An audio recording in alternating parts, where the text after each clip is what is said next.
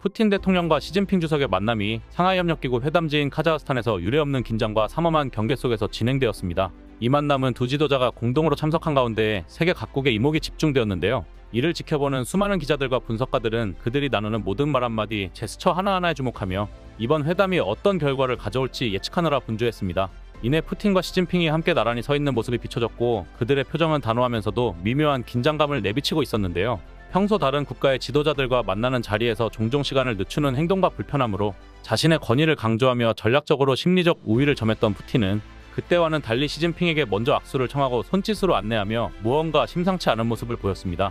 푸틴은 먼저 양국 관계가 그 어느 때보다 강력하다고 평가하면서 우리의 공동협력은 세계 문제를 안정화하는 데 핵심 요소 중 하나라고 강조했는데요. 그러나 시진핑의 표정은 복잡하고 미묘한 감정을 담고 있었습니다. 푸틴을 향해 오랜 친구라고 친근하게 지칭하며 양국 관계가 높은 수준에 있다고 평가했지만 시진핑은 연설 내내 약간 긴장된 모습이었고 그의 목소리는 푸틴의 목소리보다 더 조심스럽고 신중하게 들렸습니다. 그도 그럴 것이 중국은 북한과 러시아의 군사협력에 일정한 거리를 둬왔으며 러시아가 제안한 합동 군사훈련을 거부하고 양국에 대한 직접적인 군사 지원을 가능한 피해왔기 때문인데요. 시진핑의 속내를 아는 이들은 그가 미국이 북러에 부과하는 경제 제재에 휘말릴까 우려하고 있음을 알고 있었습니다. 실제로 중국은 미국이 2023년 12월 러시아의 물자 조달에 관련된 제3국의 은행을 제재 대상으로 한다고 발표했을 때 이를 피하기 위해 중국의 일부 금융기관은 러시아 기업과의 거래를 중단했습니다. 이러한 배경 속에서 시진핑은 겉으로는 푸틴과의 강력한 협력을 강조하면서도 속으로는 복잡한 계산을 하고 있었습니다. 이러한 장면은 현장에 모인 취재진과 전문가들에게 강한 인상을 남겼고 양국의 관계가 앞으로 어떻게 전개될지에 대한 수많은 예측과 분석이 쏟아졌습니다. 사실 이 만남의 공식적인 이유는 군사적, 경제적 협력과 지역 안보 문제에 대한 논의였으나 실제로는 그 배경에 훨씬 더 복잡하고 긴박한 문제가 있었습니다.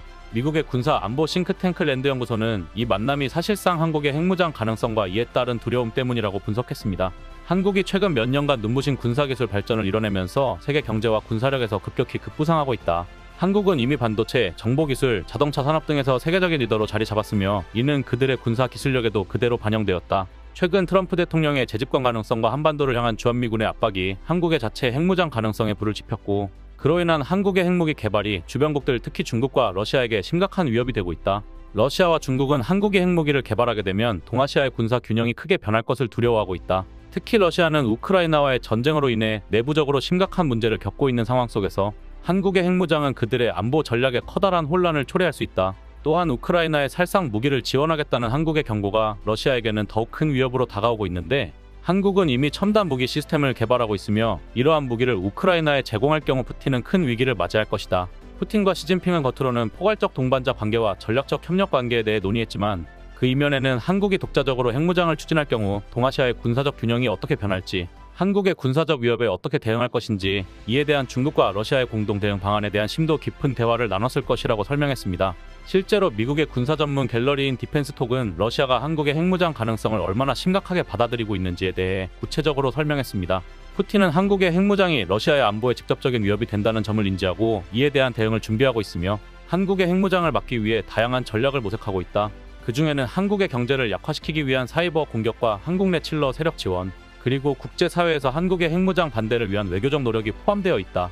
이번 시진핑과의 긴밀한 만남도 그 이유이다. 그러나 물이 흐르는 대로 흘러가듯이 러시아와 중국은 한국의 핵무장을 막을 수 없을 것이다. 많은 이들이 한국의 핵무장을 불가능한 꿈으로 치부하지만 그것은 아주 큰 착오이며 만약 트럼프와 같은 인물이 재집권에 들어간다면 그 가능성은 더욱 커지게 된다. 트럼프의 입장에서 본다면 주한미군 철수는 미국에 커다란 이익을 가져다 줄 수 있는 카드이며 해외 군사 기지와 인력을 유지하는 데 드는 막대한 비용을 줄여 동아시아나 동유럽 등 다른 전략적 지역에 군사적 초점을 재조정할 수 있다. 또한 트럼프는 한국의 핵무장이 동아시아에서 힘의 균형을 바꿀 수 있다는 기대를 하고 있을지도 모른다.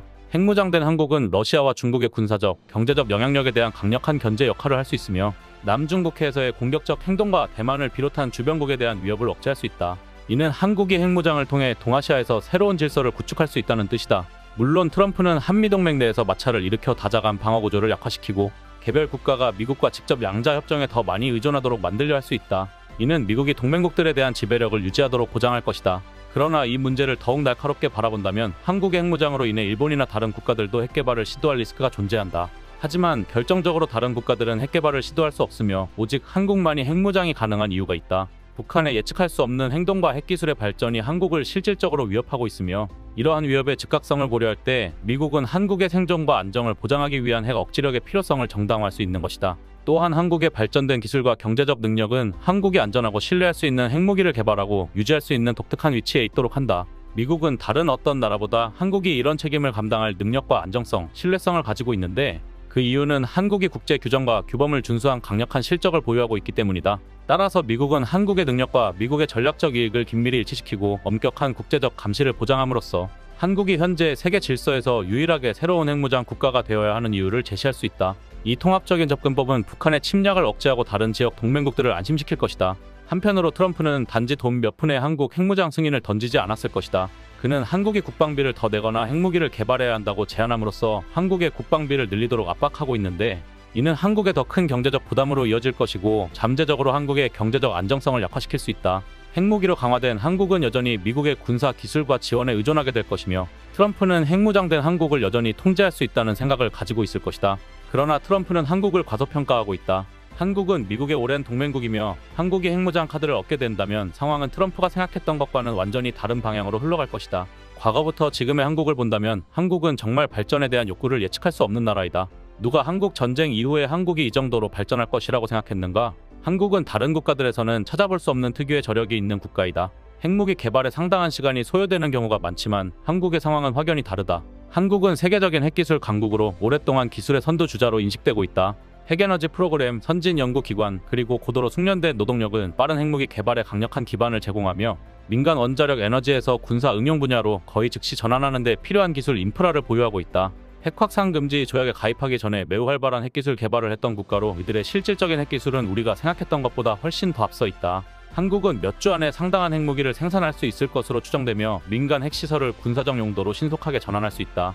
트럼프가 목줄을 걸기 위해 핵무장을 승인했다면 그것은 큰 착오이며 오히려 한국의 날개를 달아줘 빼앗긴 통제권을 다시 찾아오기 매우 어려울 것이다. 또한 핵무장화에 국민의 절대적인 지지를 받고 있는 한국은 핵 능력으로 국가와 국민들을 보호할 뿐만 아니라 지역 동맹국에 대한 영향력을 확장할 것이다. 이는 한국의 글로벌 입지를 더욱 공고히 할 것이며 서유럽의 국가들과 협력하여 기술 공유와 전략적 계획을 진행함으로써 국가 경제를 크게 증진시킬 것이다.